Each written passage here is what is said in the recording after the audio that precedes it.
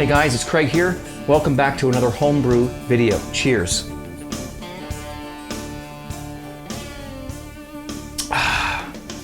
First main ingredient you need when you make your own beer is a homebrew, and that's what we've got here. The beer I'm going to be making today is actually quite similar, will be quite similar to this. This is just a basic blonde beer. This is called a Saison. And what is a Saison? Well, who the hell knows? This is a style of beer that is not very well defined. There's different descriptions of it, and basically it's defined mostly as a farmhouse beer that they brewed in the winter or early spring months on the farms so that the workers had something to drink when they were out in the fields during the summer working. They had something cold to drink. Now usually these beers were low alcohol beers, like 3%. Brewed in their farmhouse. This beer has a lot of different meanings, and this is not a very well-defined beer type. So I'm going to leave it at that.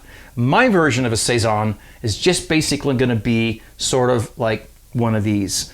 Very basic, very simple. We're using liquid malt extract, and we're using hops. So what have we got here? This is the first video of 3 that I'm going to be doing, by the way. This is the simplest version of a home brew. The other videos I'll be doing after this will be a little more complicated. Okay, so 3 containers. These are 3 pounds each, I believe. So there's 9 pounds of Pilsen liquid malt extract, fresh from my local homebrew supplier, Ontario Beer Kegs. And so there's 9 pounds of that. Sorry, I'm using pounds. That's what they used. Surprised if they're Canadian, they should be using liters or kilograms, but oh well. You can always Google it and convert it to whatever you want. 2 hop additions. We have some some Halito and some Selena. This is Styrian Selena? Celia. Oh my God. Here, I'll let you guys read it. There you go. So that's the 2 hop additions we have. Fairly low IBUs in this beer.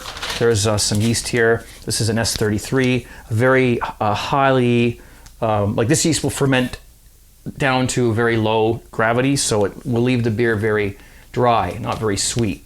So that's one of the other characteristics I think of a Saison is it doesn't have a lot of sweetness to it. They can have some fruitiness, they can have some spiciness, and there's different, this is something you're just gonna have to look up. I'm going to ferment this at a slightly higher temperature than I normally would, just because I want to see if I can pull out some esters and get some fruitiness. I think that's what you're kind of supposed to do, and this yeast will allow that. So, got my spoon, my thermometers, my wort chiller, my beer, my pot, everything's all set to go. Going to put some water in here, and let's get brewing. So there's 2 ways of doing this. One of them is if you have a completely like a huge 9-gallon or whatever, 7-gallon brew pot, then you would just fill it up with, I think they say 6.25 gallons of water, and you just bring it to a boil. There's no grains, like specialty grains in this particular recipe. It's just liquid malt extract and hops. It's dead easy, okay? Certainly a step up from just the old pre-hopped kits that you've been seeing me do over the years. And hey, got nothing against those, but this is a nice way to get some freshness with some hops and whatnot, and whatever yeast you want to use. So basically there's not much to do here. I'm just going to wait for this water to come to a boil, and then I'm going to add my liquid malt extract. I'm only going to add 2 of these. I'm not going to add all 3, because the second way of doing this is to do a partial boil. And that's when you just put as much water as you can in your pot. I've got like a 5-gallon pot here, but I'm not going to be able to fill it all the way up to 5 gallons. So I'm just going to put 4.25 gallons in. As you can see, it's not quite. And of course, once we add the liquid malt extract, it's going to bring it up even further. So yeah, we're going to have a full pot here once we get going. And that's one of the reasons why I'm not adding all 3 liquid malt extracts right at the beginning, because I don't want the boil gravity to be too high. Okay, so otherwise the hops won't perform as well as they could. So I will add the 3rd liquid malt extract near the end of the boil, right before we put in our wort chiller and start with that whole business there. So waiting for this to come up to a boil. Of course, what do you do when you just stand here waiting for something like that? Well, you drink a home brew. Cheers.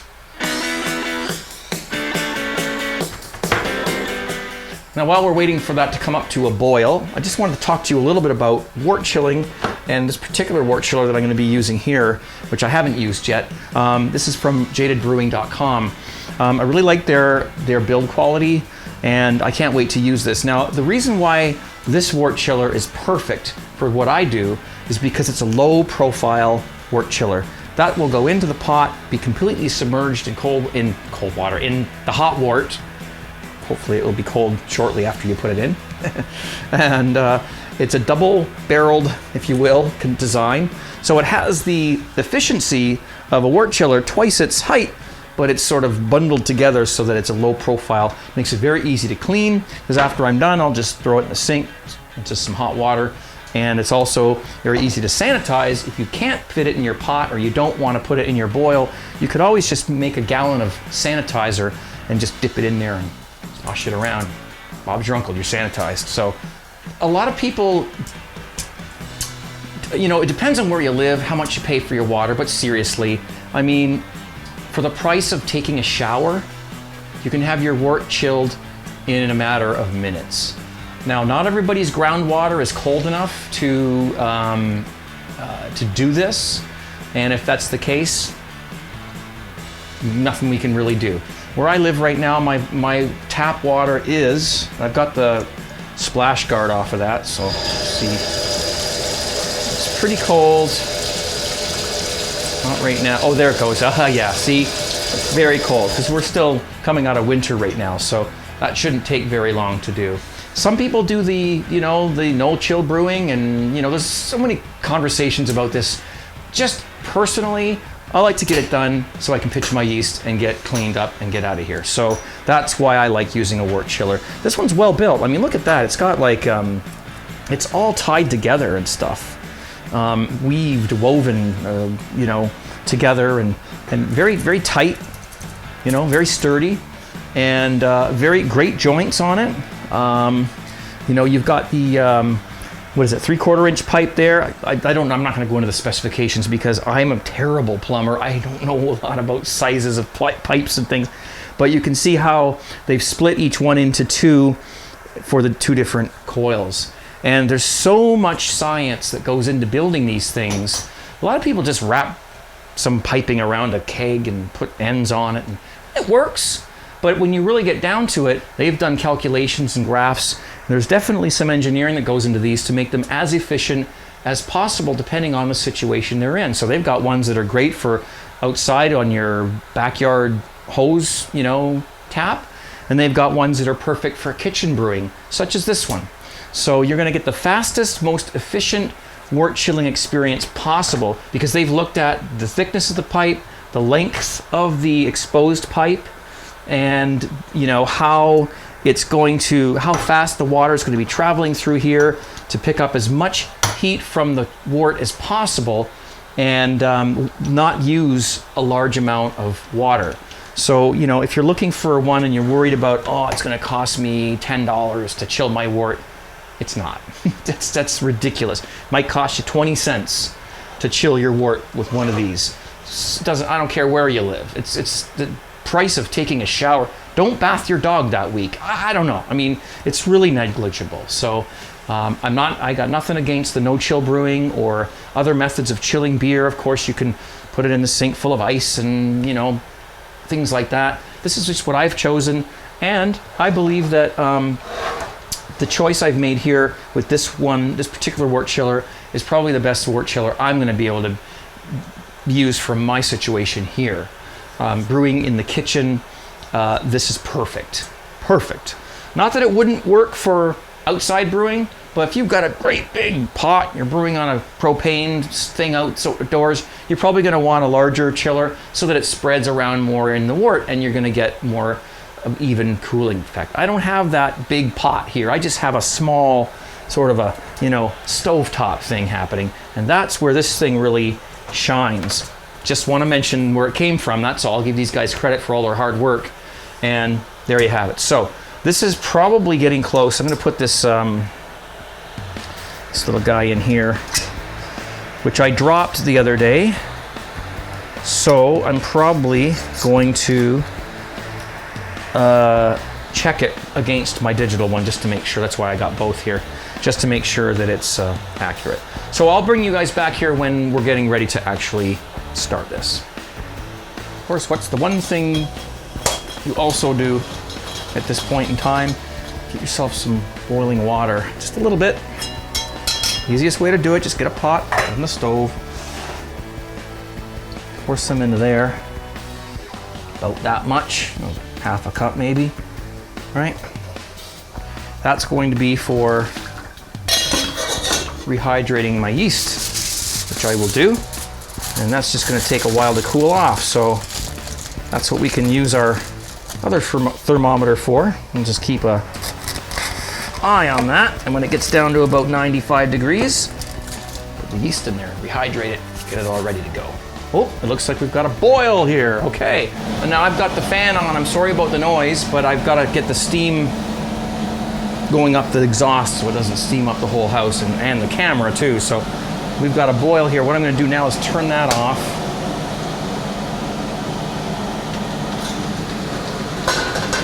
All right, let's get our liquid malt extract that has been warming up in the sink for a while. Oops, I guess that's already good to go. Perfect. And what I'm going to do here is just get this in there best I can.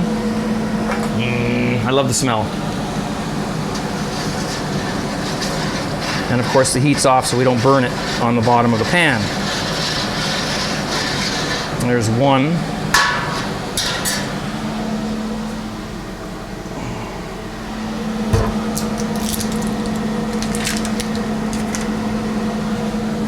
Of course, I'm going to rinse these out.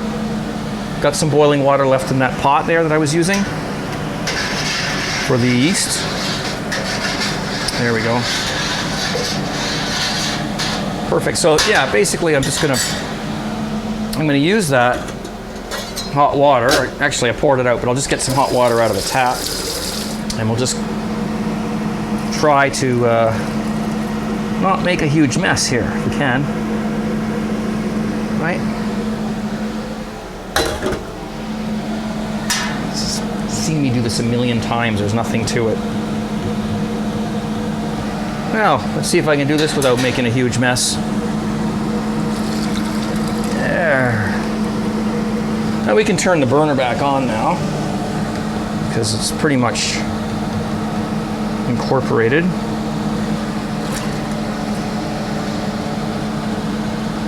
There you go. Extract brewing is simple. It's easy. This is a pretty full pot, so I'm going to have to watch out for boil overs, but at the end of the boil, there'll be less in here, and there'll be room for me to add the third can of liquid malt extract. So the idea here now, of course, as you know, is to bring this back up to a boil, at which point we will be able to add our first hop addition.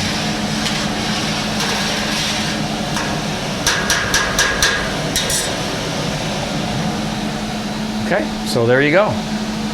Another time you have to wait. Another time you have to drink a beer. Cheers.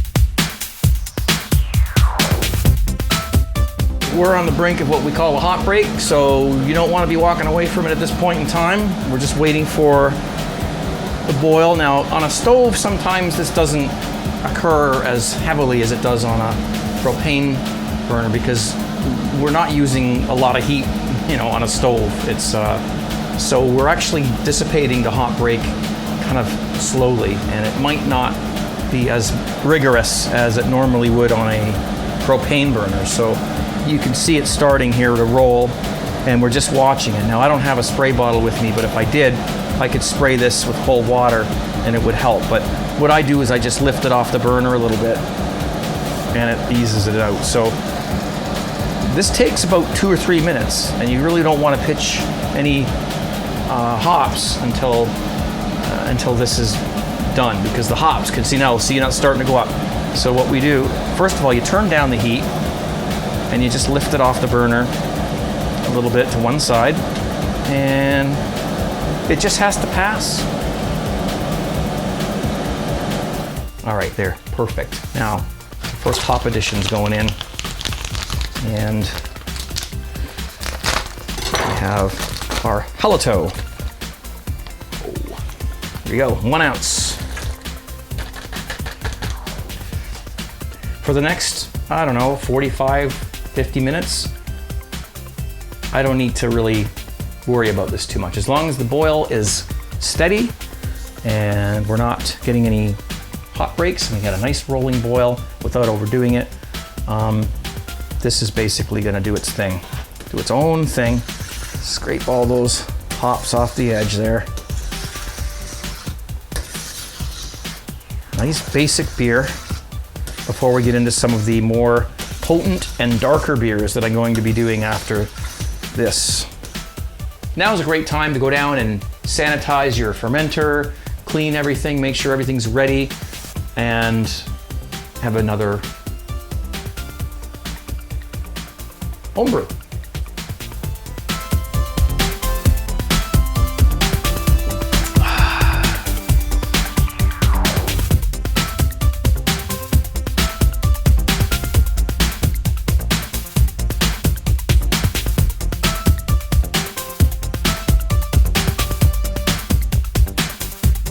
Oh, all right, it's been 45 minutes. Okay, cool. Shut that off. And what am I doing? Oh, put my wort chiller in. That's what we're doing. The last hop addition is at 5 minutes. So we've got 10 minutes to go there. In the meantime, I have sanitized my fermenter and all that stuff. Crank the heat up all the way so we can bring this back to a boil, because the wort chiller does cool things down a little bit. So, and we'll hook up our wort chiller. Now what I'm doing right now is I'm just sanitizing it, and in about 9 minutes I'm going to be adding my last package of hops, finishing hops for 5 minutes in the boil. So we'll get those ready to go. And I can't wait to taste this nice, simple, thirst-quenching beer, and probably going to be making this again in the summertime when this kind of beer is actually in style. So that goes for 10 minutes, and then my dog's barking. And then what I will then do is I will pour in my last can of liquid malt. Actually, I do that right now. There's no problem with that. Now's a good time to do that. I put my yeast into the hot water that I had. Now it's down to 95 degrees Fahrenheit, sitting there. So you can see how nicely that has come up and done its nice thing there. Put it over on that camera if you want. Let's see if we can get it on there. Yeah, so anyway, so that's okay. That's all set to go. And we're just gonna add this last thing of, yeah, turn off the heat, that's right. Very important, so we don't burn it. This adds a couple of minutes to the boil, and that's generally, I just sort of eyeball it. Okay, just a couple more minutes. It's not really gonna matter. Once it comes back up to the boil, I will reset my timer index, and then we'll go for the 5 minutes for the final hop addition there. So not a big deal. We'll just get this rinsed out a little. Looks like we're gonna have to use what's in the fermenter, which is not a problem. We'll just get some in there like that. Give it a swish just to get some of that out of there. No sense of wasting.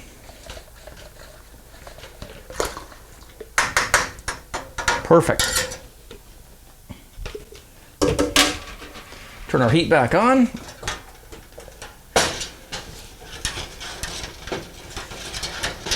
We're not chilling at this point. We're still bringing it back up to the final boil so that we can add our final hop addition. That sits nicely in there. I like that. It doesn't tip and do all kinds of weird stuff. Very good. Nice long tubing here so that it can easily hook up. Now what I do is I hook up an elastic like this so that the one that lets the water out goes into the sink.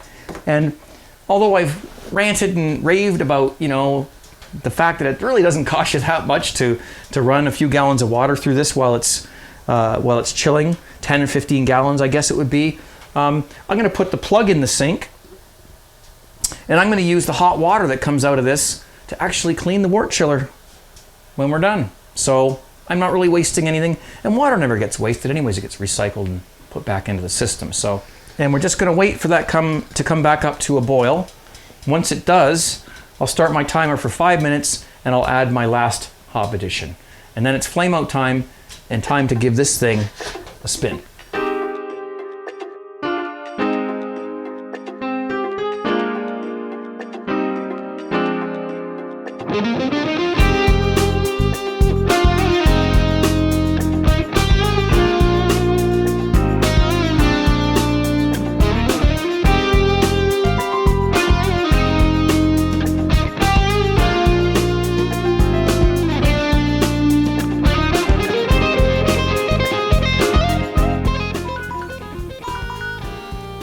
Time for flame out.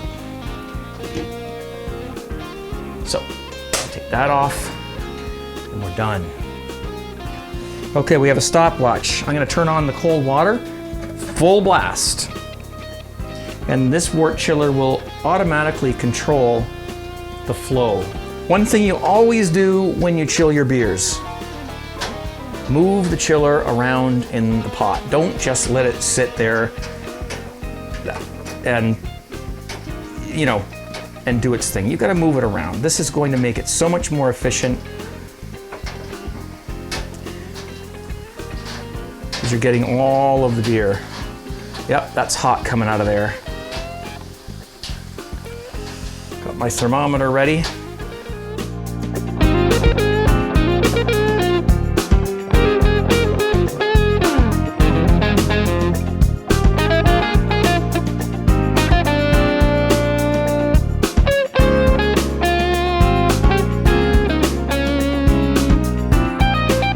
Four minutes and some seconds on there. And we're done. Turn that off. All right, I'm going to take the wort chiller out. Just let her drain off a bit there. There we go. That goes into the sink, full of the water that I used to chill beer. And yes, I did put some water down the drain because it took more than I thought. So there we have a beer, a wort. See if I can do this so you can see.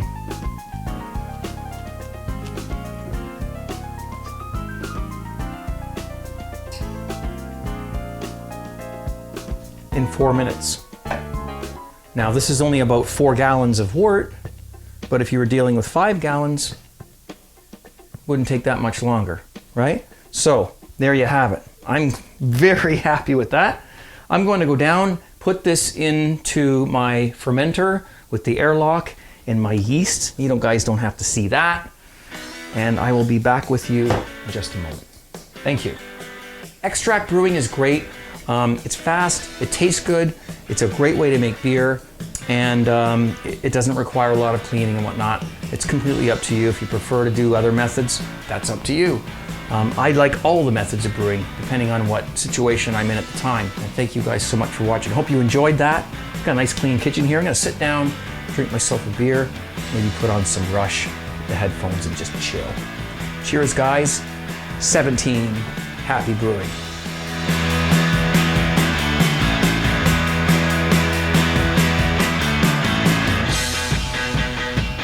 There, that was pretty painless. Now, the first one we want to go in is, I don't know.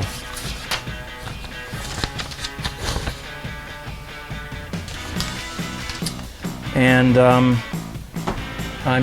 that's now.